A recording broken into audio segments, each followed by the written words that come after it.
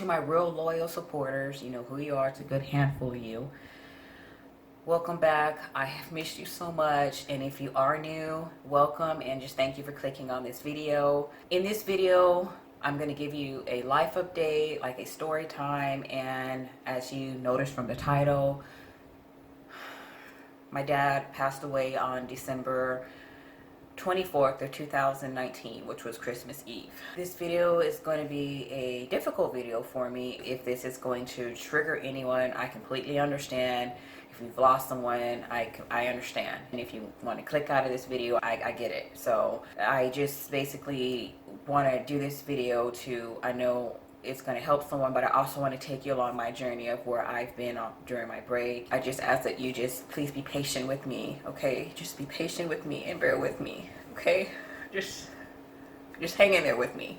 If you watch my video on how I supported my dad with Parkinson's disease, then you do know that my dad has been battling Parkinson's disease for about maybe 3.5 years or 4 years, and then he developed dementia within the Parkinson about maybe 2.5 years ago. And let me just tell you, it has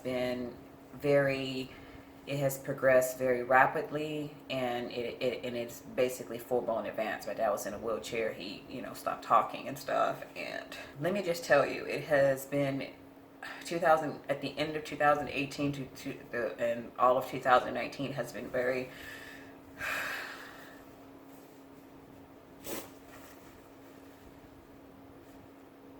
it's just been very traumatic for me, and it was a very, very rough year. But I know everything happens for a reason, and I know it's a season, and I know the rain will come, but the sun and the rainbows will come out, okay? Because I'm always going to speak some inspiration to you, right? That's what I've learned. My dad is a Vietnam vet. He's a retired Master Sergeant in the United States Air Force. He's a TI training instructor. And my dad was very proud of that, and so was I. I was very proud of him. This flag case right here, I need to give a quick shout out to my fiance, Ryan. Thank you very much, Ryan, for putting this together for me in honor of my dad. I told him I wanted one, and you did a fantastic job. Thank you so much, and thank you so much for your support throughout this whole thing and being there for me, because I know it hasn't been easy. And sometime later on in the video, I will give you an up-close personal of everything, my dad's medals and what's in the flag case, and over on here as well, okay? In this video, I explained I was taking a break from YouTube, and the reason why I decided to take a break was to spend more time with my father. There was a lot going on with my dad. There was a lot of hospital visits, a lot of ambulance had to go out to the house. So my dad was in and out of the hospital a lot, and I just wanted to be there for my dad. And another quick shout out to my fiance, Ryan. Thank you so much for just pushing me to spend more time with my dad, and I'm so glad I did, because we got really, really close, and my dad knows I was really there for him when he really needed it, the support throughout this whole Parkinson journey. Yes, it was very taxing on me. It was very traumatic seeing my dad like that. I'm not going to sit here and lie to you, because it wasn't pretty, but at the end of the day, I'm just glad I was there. My dad knows I was there for him. When I filmed that video, I was in the car and at the rehabilitation center my dad was at. My dad was previously in the hospital before the rehabilitation stay. And comment below and let me know if you have had anyone, or like any one of your immediate family members, or you've experienced going to a rehabilitation center and seeing how it is. And not everybody, because there's some fantastic nurses and centers and stuff like that, but let me just tell you, just personally along my journey, what I saw, people just don't give a shit, and excuse my language, they don't care. The health industry and stuff like that, most people just don't care. And not everybody, there's some fantastic people, but that's just what I've witnessed, okay? My mom and sister and I rotated to make sure we're there with my dad every day, like someone was there, just there, because I don't trust those people anyway. Got out of the rehabilitation in September, right? Everything went good. They still had therapy going on inpatient at home. The people came out to my house, well, my mom's house. I don't live with my parents, but they came out to the house, and the occupational speech and physical therapy went out to the house and worked with my dad, and he was doing great once he got home. November came along. My dad's birthday is November 15th. That was his last birthday. I'm glad we were able to celebrate it. And we all went out to Jim's. It's a restaurant. That was one of his favorite restaurants. We had a fun time. My dad just loved it. He just was smiling and had a fantastic time. Thanksgiving was the last Thanksgiving with my dad, and I'm so glad I was there. It was a wonderful Thanksgiving. After Thanksgiving, December 2nd, my mom calls me.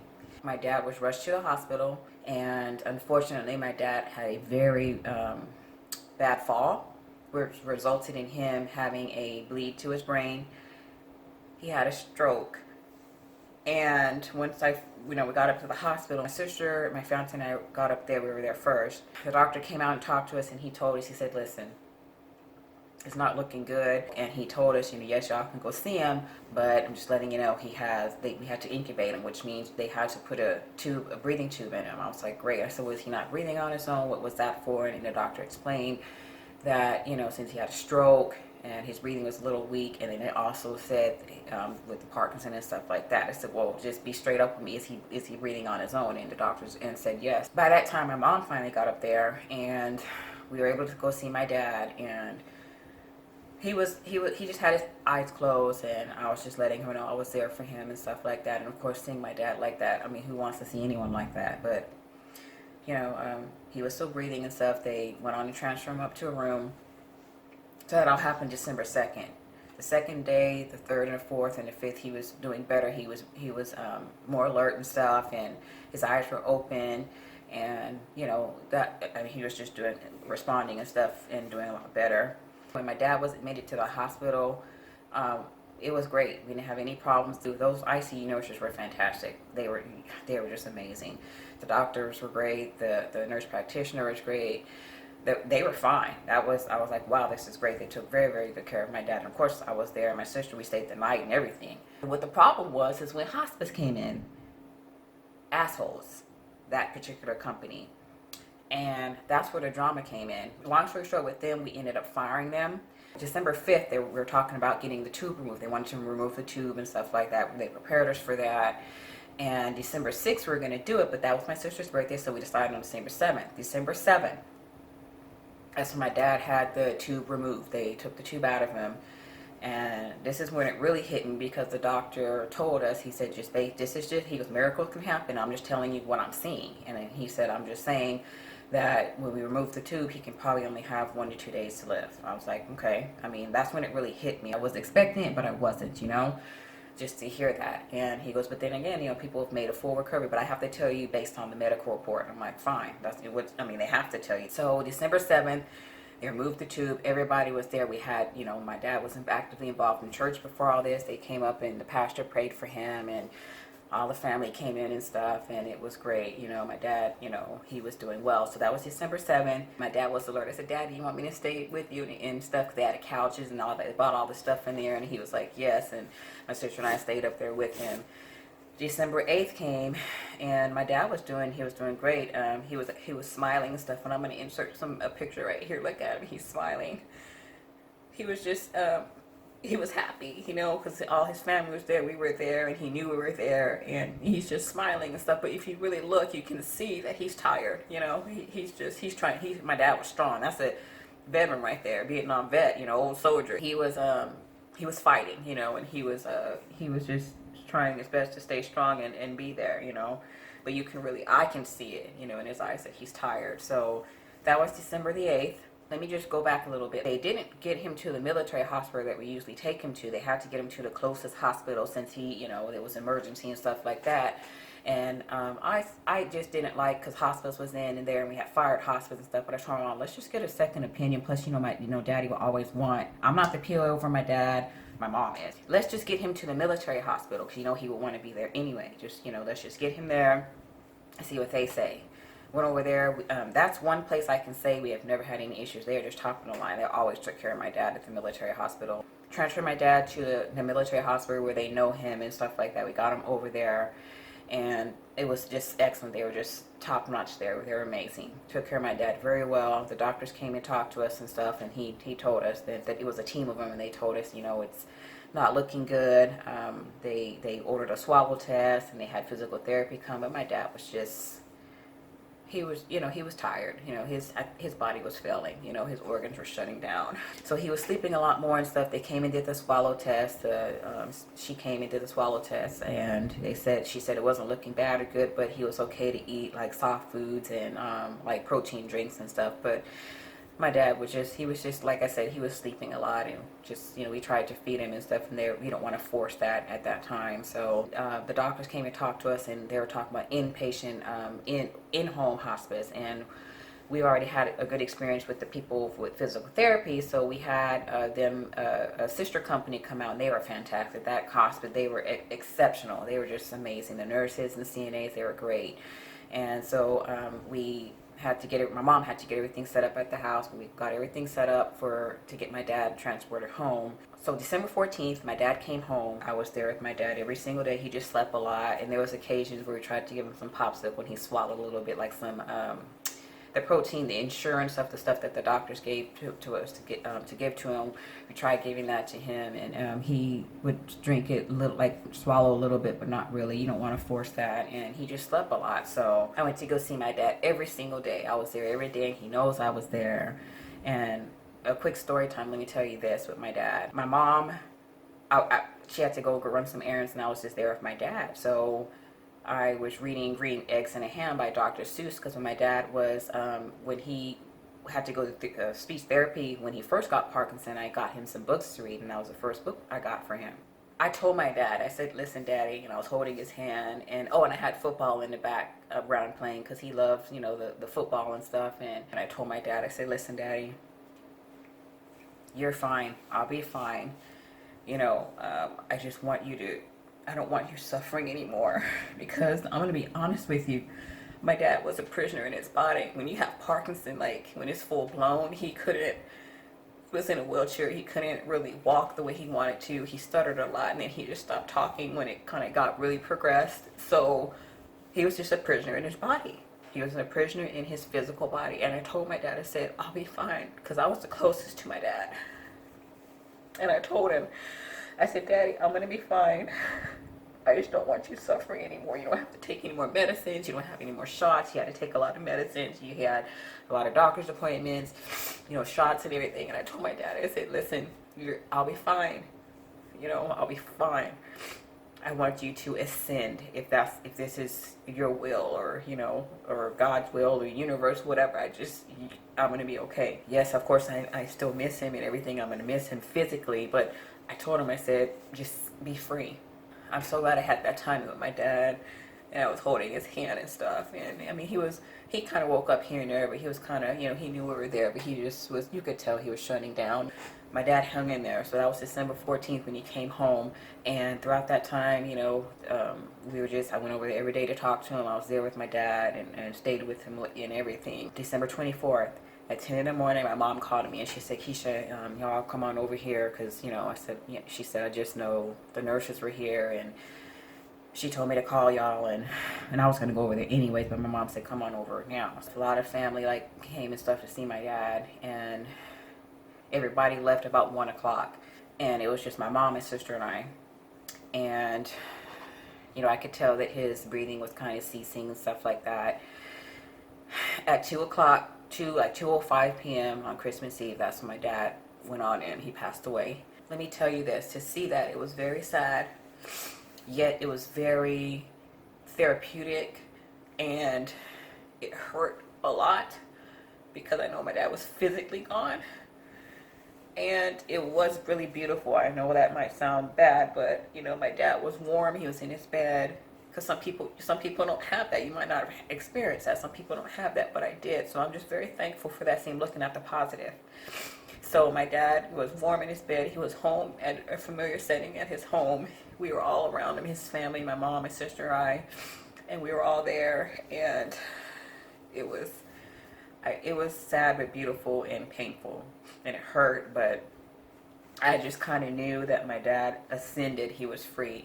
And let me tell y'all this, right before he took his last breath and he was getting ready, I knew he was getting ready to physically leave this earth.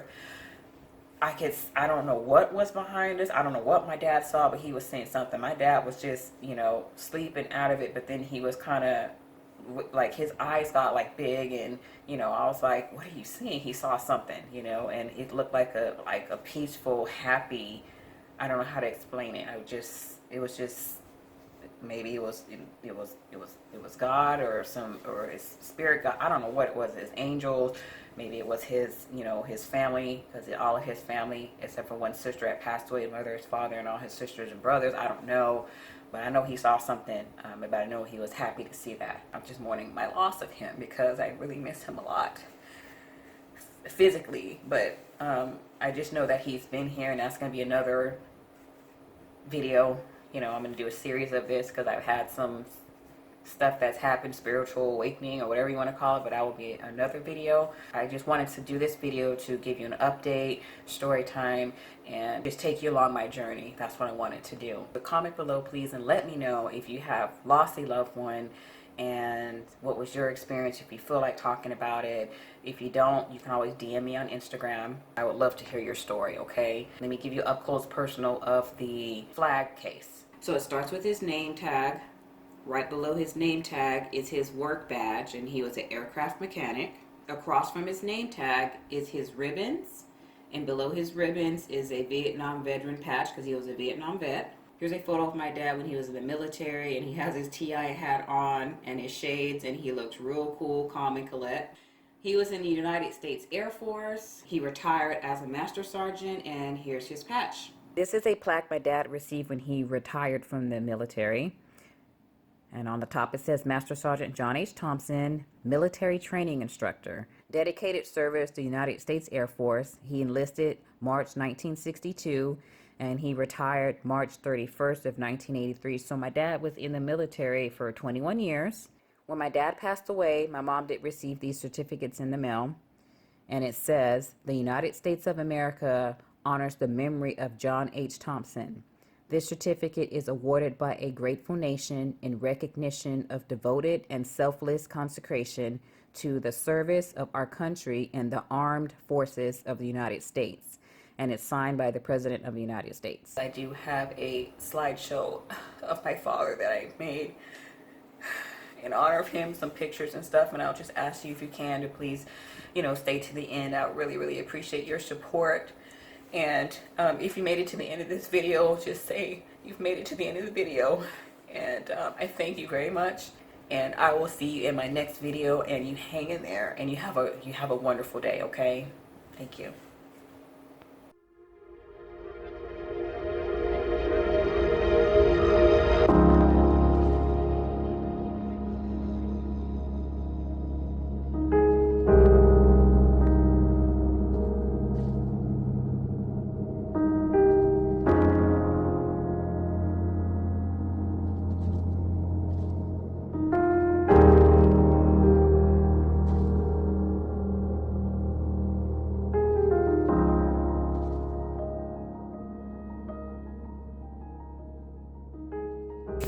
That's Daddy. Daddy's washing the dishes. You see, that's you. Say hello. Say hello.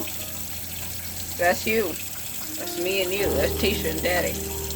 Yeah, but Daddy's washing the dishes now. He washes the dishes. Wash that right there. There you go, Daddy. Yep.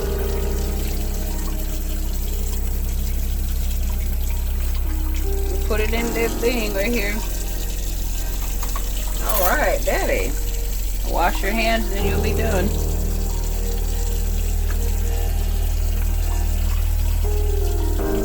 Daddy's standing up on his own. That's Daddy.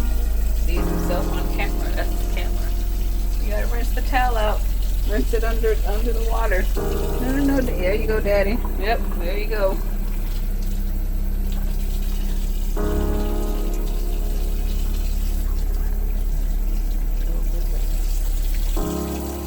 Squeeze it out. Okay, I'll see y'all later. Bye-bye.